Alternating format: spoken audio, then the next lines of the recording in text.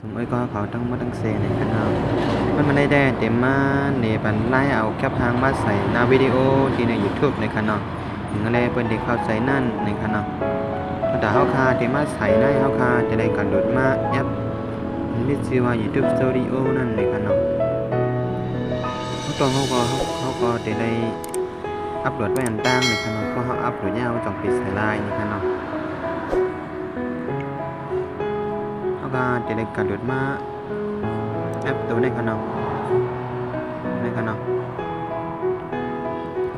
สามารถไปมีนี่ก็เข้าโหลดเอาใน Play Store Line นี่ครับเนาะก็เตรียมหาว่า YouTube Studio นี่ก็ไม่ได้ออกมายาวนี่ครับเนาะเพราะว่าเขาพาดูยาวนี่ก็มาติ๊กเข้าอันนั้นนี่ครับเนาะติ๊กเข้าใน YouTube Studio นี่ครับเนาะ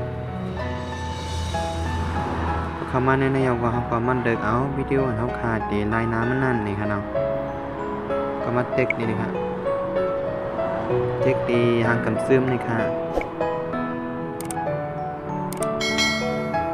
แล้วก็เด็กดิแค่พังเลยค่ะนี่ค่ะอันขอได้ปันมาไว้3แคบนี่ค่ะเนาะซึ่งว่าเขาคำเกียร์เขาคำมีแค่พังเขาคาเฮ็ดไว้นี่ก็เด็กดิเป้าเลยค่ะพวกเขาคาเกียร์นี่ก็เด็กนี่ค่ะเนาะค่ะ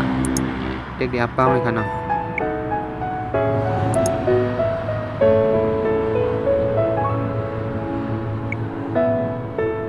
อะไรกันว่ามานับตั้งแต่ยกก็เด็กนี่ค่ะพิเศษนี่ค่ะเนาะเด็กแล้วก็เด็กเซฟนี่ค่ะเนาะ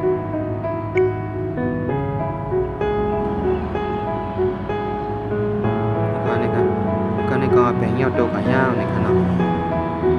ค่ะมันมาได้มีกันได้หนึ่งในขนมมันมือหนามากสังว่ามีวิดีโอแคบๆในก่อนเตมาเฮ็ดต่างประเทศในขนมแค่ตอนใส่ติดตามในติ๊กพ่อแม่